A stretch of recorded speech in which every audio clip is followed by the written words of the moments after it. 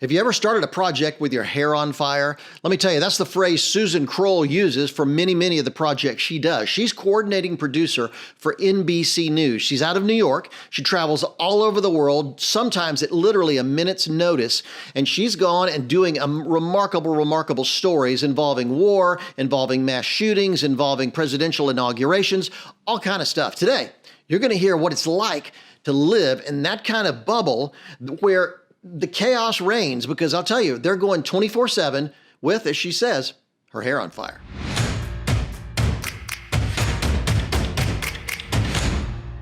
So, Susan Kroll, thank you so much for being a part of this interview. I've been waiting for a long time. I know that you had a bunch of national responsibilities with NBC News, and we had to reschedule a couple times, but let me just say I'm thrilled to have you on. Thank you. I'm actually really happy to be here too, Phil. You and I go back a long way. We do go back a long way. In fact, we first met on a national television program. I was directing, you were running cue cards. And I have to say that the stress of running news may have started running cue cards, because there's not many more stressful jobs in television, particularly live daily television, than being a cue card person. That is correct. And that is very correct. And I love the stress. But, it was also, I realized part of it, and looking back at it, is that it was also being around people that were in front of television and that were famous and that were recognizable. And can you as a human being be okay with that? Are you too starstruck? Or are you one of those people that you realize, they can have respect too? However, it's can you get along with them and still get the job done and kind of keep them in their lane when you need to? That's a big part of what we do as well, right? That's a growing up thing. That's a really good point. In fact, I think that when a star, they screw up sometimes, they often lash out first at the cue card person, because it's easy to blame it on the cue card person. And so you have to you have to have a really thick skin in that business, huh? Well, 30 years later, it's still the same thing. Sometimes even though people in the news business weren't necessarily went into it to be famous, they're hopefully just giving you the news, but a lot of them have become famous, right? And so the majority of them are wonderful to work with. I would say all of them are wonderful to work with, but they now have a lot to protect as well, because they are in front of the camera, and they do need to be getting it right, because at that point, all you really have is your credibility at the level that these people are that I work with. And, you have to respect that, because they're the ones putting themselves out there. We're behind the camera. And so I do respect the challenges they go through. Now, you went from cue cards to being coordinating producer for NBC News. How did you make that transition? What happened in the in between? I like to tell people this story because I feel like people that are starting out don't always know how to get a job and don't exactly know who your audience is in this particular case. But when I got out of college, I had a little bit of experience. So I thought. I never really had an internship, but in college they were internships. And so I decided I wanted to go into sports television. And I applied at several places. I thought sports was what I wanted to do. And my dad was a coach all of my life. And I applied at a couple of places and didn't get a job. And so I was in the weight room. My dad was a strength coach, and I was in the weight room. And one of the basketball coaches' wives worked at CNN Headline News at the time. And she was like, Susie, I think that CNN hires people straight out of college. So I applied at CNN. The next time I saw her, like a month later, I had received a letter back from CNN that said, sorry, you don't have enough experience. And I was, annoyed by that, of course. Yeah. She's like, you know what? Another good idea. Why don't you go be a flight attendant? Because I wanted to travel. I wanted to see the world. So I applied, and she said, go for United, American, and Delta. I got interviews at all of them. When I got my Delta interview, it was based in Atlanta, which is where CNN was. And so I call up CNN, and who the heck knows how on earth I knew their phone number? Like, you look back and how on earth did things happen? Sometimes that's when I think that God really does have control of my life. And I know that God has control of my life. True. But I called and I said to her, I said, I'm going to be in town for business, and I had applied for a job, but you said that I didn't have enough qualifications. And she looked up my resume, and she's like, well, at the time we had people that were more qualified. And she said, if you're going to be in town, why don't you come on in? I was like, okay. So I went in. The job's with CNN, right? CNN, television, right? Yes. News, right? So the first question she says to me is, what are the top 3 news stories of the day? And I was like, Oh no. And then she says, what are the top 3 news stories of the week? And I was like, I don't know. And she said, what are the top 3 news stories of the year? And I'm like, oh, well, I'm no dummy. I knew there was an Olympics, and I knew that there was a presidential campaign. And I also knew that I was an idiot at this point. And she took, and I looked at her and I said, look, as much as you love news, I love TV production, and I will be the hardest worker you ever had, and you'll never be sorry you hired me. And she took off her glasses and put them down, and she's like, all right, you're hired. And, right. And so there's all kinds of lessons in there. There's tenacity. Yes. There's don't be a moron and be prepared when you are meeting with someone. When you're sitting down with Phil Cooke, let's know a little bit about Phil Cooke. When you're sitting down for an interview and you're looking for a job, know a little bit about someone. And so at this point, we think that's common sense. Yeah. But it's not for everybody. And especially kids coming out of school. I just don't know that everybody's prepared for that. I don't know if it's our parents' fault, whose fault it is, but we need to be preparing this next generation for what's coming for them. Wow. So what job did you start with at CNN? I started out doing teleprompter. So it's kind of like a cue cards, but different. But they, you know, I within 2 years, I became a producer, and that was my goal. And so I thought, well, I'm 23 years old. Now what am I going to do? You know? And so I always was making new goals for myself thereafter. So back to your first question, as a coordinating producer, I now pretty much am the manager in charge when there is a big story. So breaking news story, I could be, you know, we all run out the door with our hair on fire, and I'm pretty much managing. And that story could be 8 people, or it could be, for example, I just got back from the inauguration of Joe Biden, and I was in charge of everything Lafayette Park, which was across the street for people that don't know of the White House. So anything that you saw on NBC News and any of his entities, that's what I was in charge of trying to get. So when Al Roker, Biden shook Al Roker's hand, who's on the Today Show, like that was part of what I was coordinating and making happen. So in that case, I probably had 60 people below me, but that's a planned event, or, you know, that we're all working together. That's a planned event. So there's lots of different kinds of things that we do, which I love. I mean, I never wanted to run NBC News or be an executive. I always love kind of being in the midst of it and the experiences and meeting the people. That's what brings me joy. And I really feel like that's where I'm supposed to be. So when you're on a job like that, particularly a planned event like a presidential inauguration, you're doing segments for all the NBC platforms, whether it's Lester Holt, whether it's the Today Show or break-ins during the day or online segments. You're doing it all. You're managing everything, right?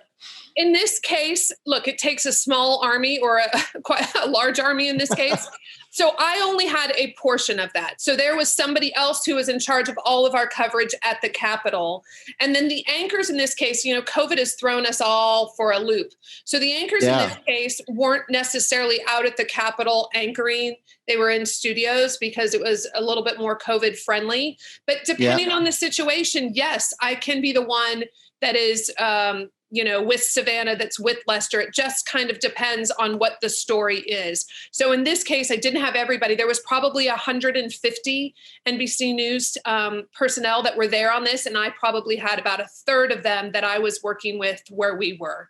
So, you know, Kristen Welker, who did one of the debates with Biden and Trump, she was one of the correspondents with me. Also, Peter Alexander, who's one of the White House correspondents. And as I mentioned, Al Roker. And then there was quite a few others, reporters as well. And then you have last minute fire, you know, hair on fire stories. I remember we were together some time ago and you had to leave to go cover a mass shooting, and you're like having to think on your feet. You know, when you land, you're just having to make stuff up as you go. That's got to be a whole different experience. It is a whole different experience. And to be honest with you, it's what I thrive on. I like it all, but I'm at this point in my career, I'm good at it, is being calm under fire, and you kind of just figure it out as you go. And so, you know, you start at the scene, and then from there, you're sending out correspondence to other locations. Now, look, there's a lot of people that are involved. There's assignment desks that are involved, you know. So one of the times, I don't even know if this is the one that you were talking about, but one of the biggest mass shootings was in Las Vegas a couple of years ago. Right. So in that case, you've got the entire LA bureau that are backing you up, and they're helping you, and they're trying to figure out where the news is and where you go. And, you know, in that case, I like to tell people that the information that you're getting is not necessarily correct either, because the police and the law enforcement don't really know what's going on either. So you're chasing down a story, but I'm also trying to get our camera crews and our producers and correspondents all in the right place. And a lot of times that's right at the line of where the crime scene is. That's where we start out, and then, try to spread your people out from there. So it's as much as it's production, it's also editorial, because you've got to know what's going on, And there's lots of times like this year, and this year's been such a crazy year, but it's something that I also enjoyed. It's not the right word, but because I'm pretty certain there's a whole lot of us that have PTSD after this year. But I was with a team of 4 a lot when we were in Minneapolis. Yeah. And it was my correspondent named Gabe Gutierrez. And so that situation is just totally different, but we had to work, just the 4 of us, as you're not only trying to deal with COVID, but you're trying to deal with, protests that are going on around you. And then, people that are also causing problems around you as well. So it's totally different. So sometimes I thrive on the smaller teams as well. And in those cases, you really are more editorial, because you're just working with that correspondent, trying to figure out the news of the day so that they can, be on Nightly or Today Show or anything in between. So when you're doing a big story, let me ask you this, like the Vegas shooting, for instance, you are coordinating with, NBC teams from LA, you've got Vegas people involved, you got regional people coming in, and you're bringing in, I'm assuming, producer, camera operators and crew from all over the place. Do you ever get into any bump heads as far as who has jurisdiction over this or who's in charge over this? Because this is kind of a last minute fly by the seat of your pants thing. How do you establish who's in charge of those things and how the food chain works? How do you do that on the fly? To be honest with you, it's not a problem. In general, NBC News, there's not enough people in every bureau to be able to do one story. Okay. I live in New York now, so I'm flying in from New York to do this. So yes, there's a lot of the West Coast team, but there are people flying in from all over the country to help, so it's kind of like we're all flying to wherever that big story is, which is why you end up doing almost all the big stories, or I end up being on almost all the big stories.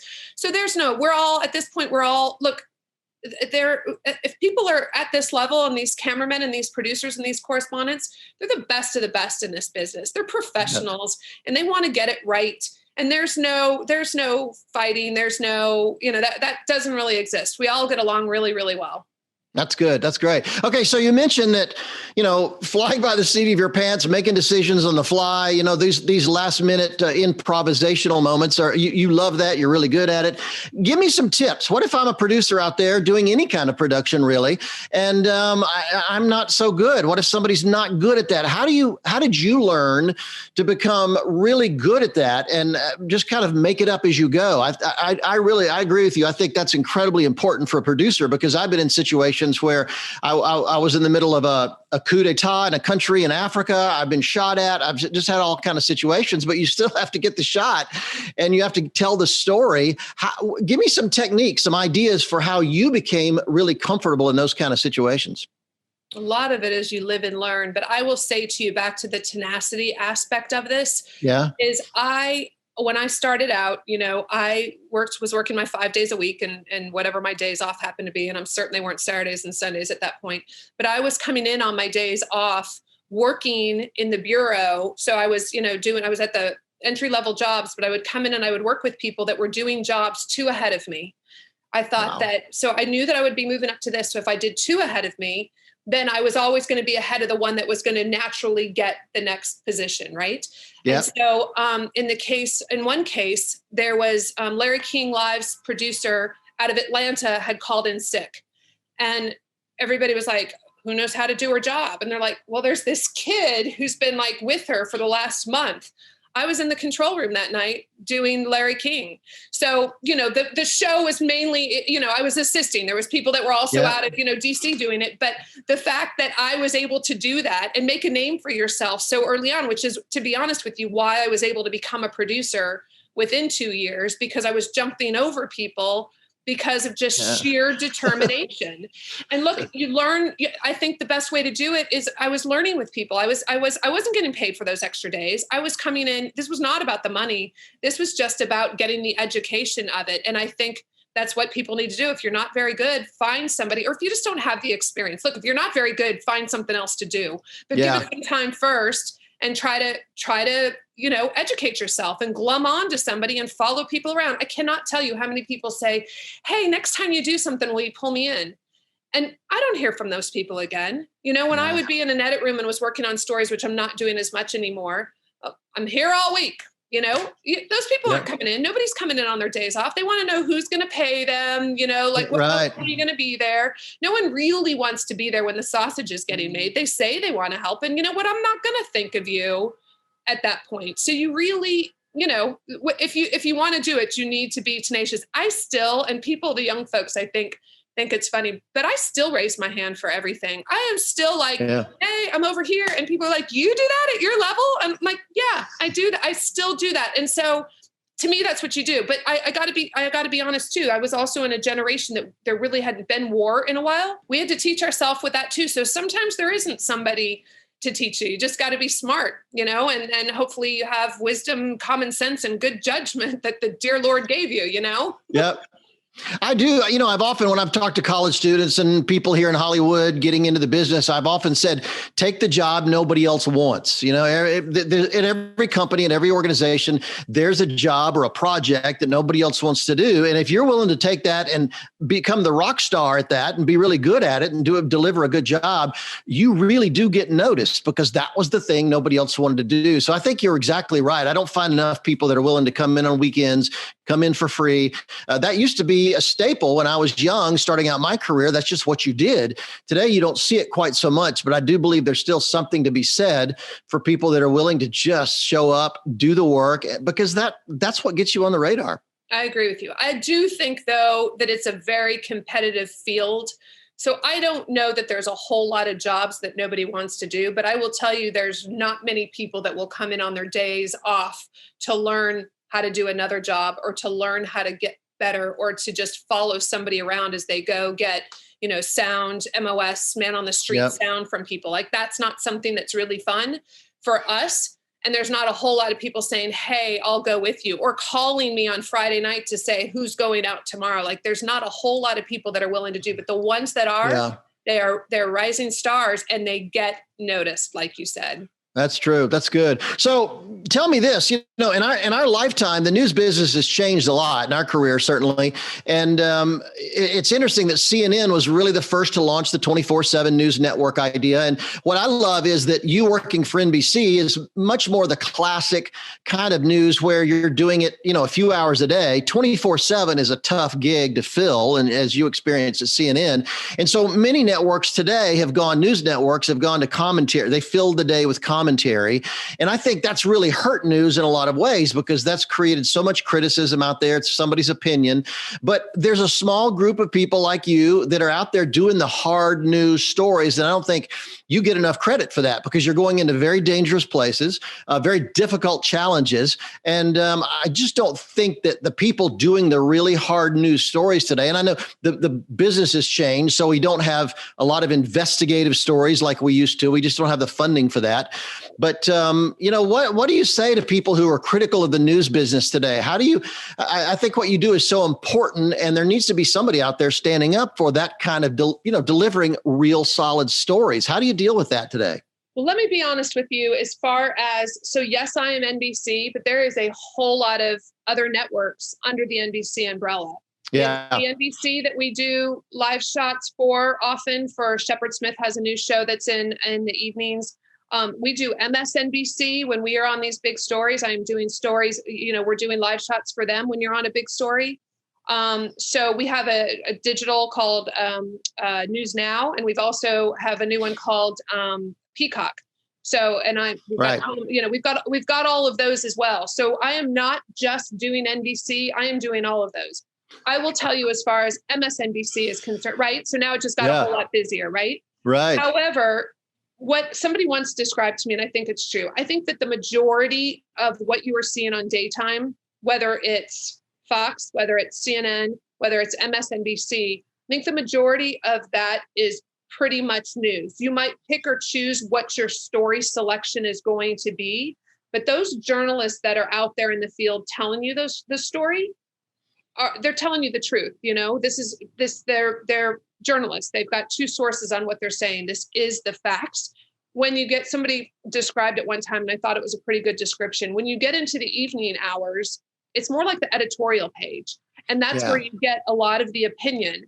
Unfortunately, a lot of that trickles down. And so people just assume that you have a liberal slant, or you have, a conservative slant or whatever. Back in the day, CNN just told the news. Yeah. But now so much of it is about ratings, and you're owned by these, large companies that it is about the ratings. But as a journalist, I can tell you that I've never said something or reported something that I did not know to be true at the time. I would never otherwise. But there is story selections. There's some stories you just won't tell because you don't think that that's a story that your viewer, in the case of the cable networks, would be interested in hearing. That's fair. That's good. So tell me this. I work in Hollywood. I'm surrounded by people that want to go into the entertainment industry. Everybody wants to be a producer for a weekly TV show or a movie or whatever. Very few people I hear talking today, particularly here in Hollywood, talk about the news. Give me a little pitch. Why should people that want to be producers or filmmakers of any kind, why should they consider news? I mean, it seems to me it's as exciting. The places you go, I just knowing you for all these years, the places you go, the stories you report, that's pretty exciting stuff. Give me a little pitch for why people should be interested in the news business. It's funny you say that, because I actually still think it's a pretty competitive field. There's a whole lot of people that are lining up to do that. But that being said, I believe in what I do. I have since the beginning, soon after that interview. And once I started to be a journalist, I believe in what we do. I believe that it's, in some cases, I believe it's worth my life. I believe that, I would go off to Iraq and not know necessarily if you were coming back. You don't know what you were going to run into. And I would have a good cry, and I would have a good prayer, and then I would go straight forward and know that this was important. It was important to tell the stories of our sons and daughters that are over there. And not a lot of people are willing to do that. You're right.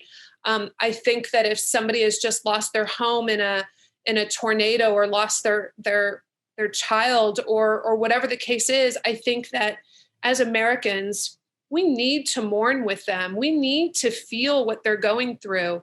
Sometimes people will say to me, how do you get that person to talk to you? And I many times tell them just that, is that Americans want to know, and they want to feel with you, and they hurt, and they want to do something to try to help. And I think that the older that I've gotten, I realize how important the empathy is, to have people talk to you and want to talk to you. But it's so important. I've been covering COVID, as you might guess, since the very beginning. It started in the city in which it didn't start, but we had huge numbers here in New York City. Right. And just saw so many heartbreaking scenes of somebody would drive up, and he and his brother, would get out of the car, and they'd drive up to the emergency room, and then they'd get grandma out of the back seat and pull up a wheelchair and take her in, not knowing if you're ever going to see grandma again, and I'm not talking to these people. We're witnessing it from afar, but just the things, and, somebody walking in and like coughing like crazy and going into them just in the emergency room, just different scenes. And Americans needed to know that. We needed to inform people what was happening. Unfortunately, even that got divisive at some point, of whether or not, should you wear a mask? Should you not wear a mask? What should we be doing? The businesses that are out there hurting. And those are all stories that are important to tell and important to talk about. So I truly, truly believe in what I do, and believe that I was supposed to do this. And so I guess that's my pitch. It might sound cheesy, no, it's but good. I truly, truly believe in this. And we need it right now. I mean, truth is, Phil, it's like journalists have been through a lot, as you said. I mean, journalism has been through the ringer, and it's too bad because it's divisive. there's no journalist. There are people that there's conspiracy theories, and unfortunately we've left Americans not knowing what to believe. And that's because they're getting these conspiracy theories. And it's a really sad situation because our country is built on, it's built on journalism. And that's the way we inform people, right? So yeah, true. It's a sad situation to be in. And so I think it's even more important. I think in most cases, people are used to make sure you had 2 sources. You now have 3, you have 5, you make sure they're coming from different silos. It's just so important right now because we need to make sure that our countrymen and fellow Americans know what's going on. That's awesome. Give me a couple. Let's talk practical for a minute. Coordinating producer, NBC News. Give me how much input do you have on the stories that are selected? About any of the writing? Are you dealing with the correspondents directly? Tell me a little bit about where the boundaries are of what you do in a typical day or a typical story. Look, every story is different. It depends on who your correspondent's with, which is why I like it. You might have a correspondent that needs a little bit more help writing. You might have a correspondent that is really good and they're hard news, but you're trying to get them to be a little bit more empathetic and notice what's happening around them. So my job is different story to story, day to day, which makes it so amazing. But look, at the other end, again, it takes a big old village to get this done. There is a team. If it's nightly news that I'm doing a story, there is a producer, there is a senior producer, there's an editor that is there, because if it's a breaking news story, that are there to work with you as well. So I could be out trying to go get more elements for this story, whether I'm talking to somebody, whether we're getting B-roll, whether I'm interviewing somebody and I'm with the correspondent, and we could be like talking about, oh, that person was really good. Oh, I liked when he said that, and trying to remind each other of what they said, or moments, or Nat sound pops, we'd say, like just a moment of sound that was really good. And so we could be talking about that, but he can also be, or she could also be on the phone with somebody in one of the bureaus. In this case, let's say it's New York. He could also be talking to them about the script, because they too, let's be honest, the whole story isn't, if I'm talking about George Floyd and what was going on during that point, it wasn't all happening in Minneapolis, for goodness sakes, it was happening in 10 cities. So they're seeing all the video that's coming in from around the country as well, and telling us what the best of it is, because we're only seeing what's right in front of us. So every situation is totally different. You can send your cameraman out to go talk to people. Your cameraman, I always tell each person, I try to make sure that I empower each person on my team. Your audio technician, and a lot of people don't travel in teams of 2 anymore. It's become a money thing, but NBC almost always has audio. I can remember, audio folks will tell me something that they heard that I wouldn't necessarily hear that could make the story. I was covering Bill Cosby a couple of years ago, and NBC was like the only person that had an audio tech up there with the boom mic as Cosby's walking in. And Cosby walks in, and we all see him, but he's in there kind of walking in and going down the sidewalk. And the audio tech walks up to me and he's like, "Hey, Susie's like, Bill Cosby just went, hey, hey, hey." And it's like, which was when he was Fat Albert. That's an amazing moment. I like that. And NBC is the only one that got it. And I know that sounds so stupid, because that's kind of like entertainment, but it reminds us of who this man, Bill Cosby, is, who he was to so many Americans. And then now he's, fighting, for himself. So, or fighting against charges. So I have no idea what took me off on that tangent, but no, I think it is a good example. And it leads, the thing that I thought about when you started down that road was, I've got friends here that make $200 million movies that take 5 or more years to get made. Everything out here takes forever. Sometimes you have to have a story tonight at 6 o'clock. I mean, you've got to, from the moment it happens to when you report it, they want to do it right away. So you really have to move quickly in most cases, huh? I honestly think that I don't know that I could work on a movie for 5 years. I think my attention deficit, I'm certain that I have ADD or ADHD. I heard somebody give a speech one time, one of our reporters when I was back at CNN back in the day, said something about she's talking to a group of parents or whoever she was talking to. And she's like, there is a job for your child if your child has ADHD. It is called journalism. And it's true. So for me, I'm glad for it to be done. Like, let's move on to the next one. And it's not always, if it's a big story, I'm doing it again for the Today Show in the morning, and you're still doing it. But I like to just have it done and then let's move on. I could not work on something for 5 years. How do you do that, for goodness sakes? It would be tough for me too. So tell me some big stories you've covered in the last number of years. What are you most proud of? So big ones that everybody knows, it's been a while, but like Sandy Hook was one that like touched me with all the 6-year-olds that were shot. There's a lot of things. There's a lot of stories, unfortunately, that were sad, or the ones that like touch you the most. That was a really, really tough one for all of us, watching those little caskets going into churches. It was just horrible. As I told you, I've been covering a lot of COVID, which is, and I'm one of the few people that's been traveling. I was on a plane probably 60 times this last year, starting in March, following this story and where it took us. And just recently when the vaccine came out at Pfizer, I was there in Kalamazoo, Michigan, as the trucks are coming out and the whole thing, and then drove 5.5 hours that night to get in place for the Today Show so we could watch shots going in arms. I have done a lot of politics over the years. I was with Joe Biden a lot in this last cycle. So I was with him his first day when he announced with a reporter by the name of Mike Memoli, who has been with Biden, covered Biden, I should say, starting in 2007. And so I did Biden all the way through. And then when he actually officially announced, but I was there the day that he announced, then he did an official kickoff in Philadelphia. I did the DNC covering Biden, which we had a whole bunch of people, again, a big group of people that ended up happening in a parking lot in Wilmington at the Chase Center there, because of COVID, it's been such a strange year. And I was there for election night that turned into election week. Over the years, I've covered lots of the politicians. I did Sarah Palin. I covered Sarah Palin with actually Savannah Guthrie, which was one of her first jobs that she had done at NBC, that obviously she's now with the Today Show. Right. Hillary Clinton, John McCain, Arizona. I actually have I'm not in Arizona, I'm in New York City, but my home state of Arizona. So I was with McCain both in 2000 and 2008. So just a lot of stories over the years. Almost in general, I was not there for this what happened on the Capitol January 6th. I was here working on the inauguration, but pretty much I've done most big stories over the last couple of decades. So what's the quickest it's been from the time you got the phone call to the time you were on the plane? Oh, pretty fast. Pretty fast. I bet.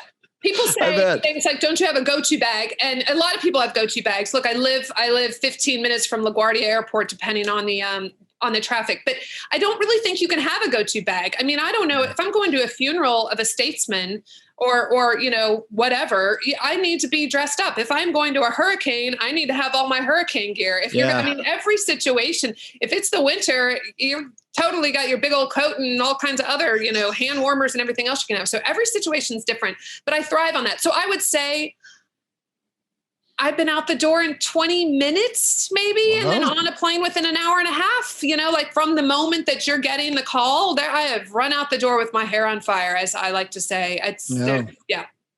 So my wife, Kathleen, is a huge Lester Holt fan. Tell me about Lester. He is one of the most kindest men that you'll ever meet. He's got a good heart.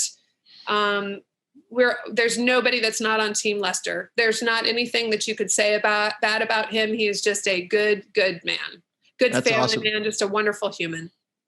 Well, she will hold dinner until he's done. So that's a big deal at our house. So that's good. That's good to know. I'll pass it on. Well, Susan, what have we left out? What do people need to know about a coordinating producer at NBC News? It's a great job. I'm really, I love what I do. I think I've probably been a little too effusive about that. I consider myself blessed. But one thing that's important for people to know, I think, and I don't want to say that I made choices along the way. I take that back. I'm not even certain I made choices, but I am still single. I didn't get married. I didn't have kids. There were long-term boyfriends along the way, but I was kind of like a cat following the cheese, and I just kept on going and loved every second of it and found it important. And so some of those things kind of fell to the wayside. So I think it is sometimes difficult to have it all. I think you need to, in some cases, make choices. I could not be a mom, I don't believe, and traveling the way that I do. I've been to 100 countries. I've covered Ebola. I've been to places now, as we're all sitting here covering COVID, right? Yep. But I've been to a whole lot of places that I don't know how that you could do that with a child. And I don't let alone I've had plenty of boyfriends that didn't really seem to like it as well. They thought it was interesting until all of a sudden they realized you weren't around. Right. Yeah. So I think that, I love it and I have absolutely no regrets whatsoever. And I'm really enjoying helping the next generation too. I think that's a big part of what I'm doing now, is mentoring and giving back. So I think all of that is really important, and I think it's special, and it's a special place to be in your career. And as I mentioned, you get more empathetic and you get more in tune. I used to think the story is for the millions that are out there watching, but sometimes it's just for that person that you just interviewed who needed to have a kind soul be there with them. And sometimes you're the first person that's talked to them. And the older that I've got, the more that I realize the importance to that. And it's also where my faith comes in. There are many times that I will pray with that person, or just give them a hug and let them know that I'm praying for them. Obviously pre-COVID, but I really think that it's important to know who you are, what you bring to the table as a woman versus a man, as a woman who's 25 versus a woman who's now 54.